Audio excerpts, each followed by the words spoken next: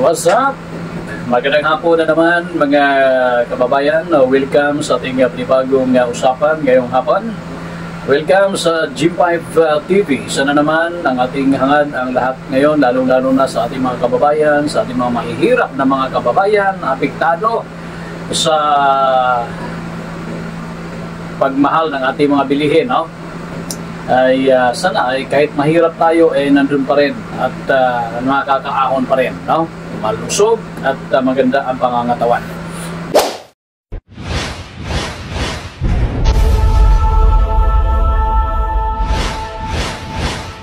Bagong balita guys, pag-uusapan natin saglit, no?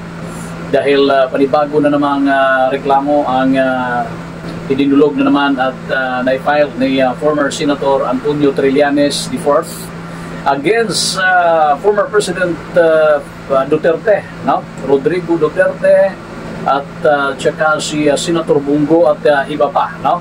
Kaya napaka ano naman ito, no? Priskong-prisko.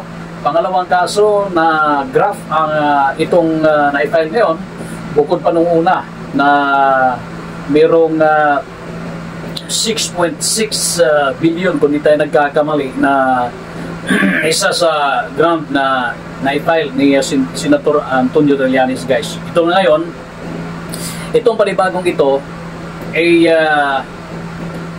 graph din, no? Graph and plunder, no? Ito graft and plunder charges against former President Rodrigo Duterte at Senador Bongo at iba pa, no? Mga former officials of the Department of National Defense over the allegedly doon sa 16 billion frigate acquisition project, no? In relation to that, malaki-laki rin, ano? Sa 50 pages complaint filed doon sa Department of Justice. Bago lang, no? Bago lang. Patungkol ito sa supposed modern, no? Supposed modern frigates or state-of-the-art warships na kung saan merong allocation na ganon kalaki, no?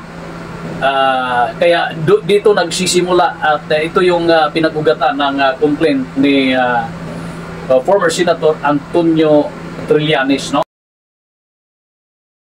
Nagbigay ng specifications ang Philippine Navy na kung ano ang kailangan nila na gamit, at ito ay dinaan sa bidding process.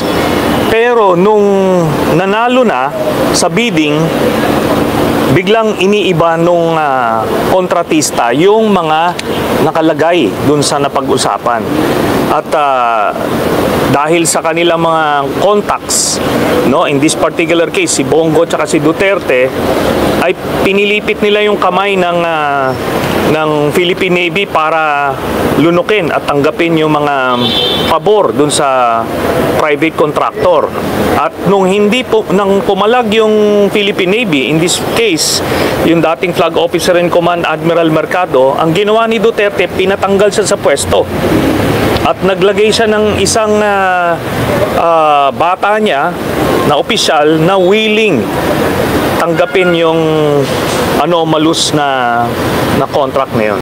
Kaya aabangan natin kasi bukod kay former President Duterte at Senator Bongo, meron pang mga kasama dyan, no? Meron pang mga kasama na nitong inireklamo, no, sa Department of Justice, guys. Okay? Kaya abangan natin, no? Response naman ni Bongo, di ba? Ito ay isang matatawag na recycled and another form of black propaganda. Kaya abangan natin kung ano pa yung mga kasunod dito, guys. Anyway, andun na naman ito sa DOJ na, at bahala na sila kung ano yung sagot nila dito at kung ano yung kahihinatnan ukol dito. Okay? Thank you.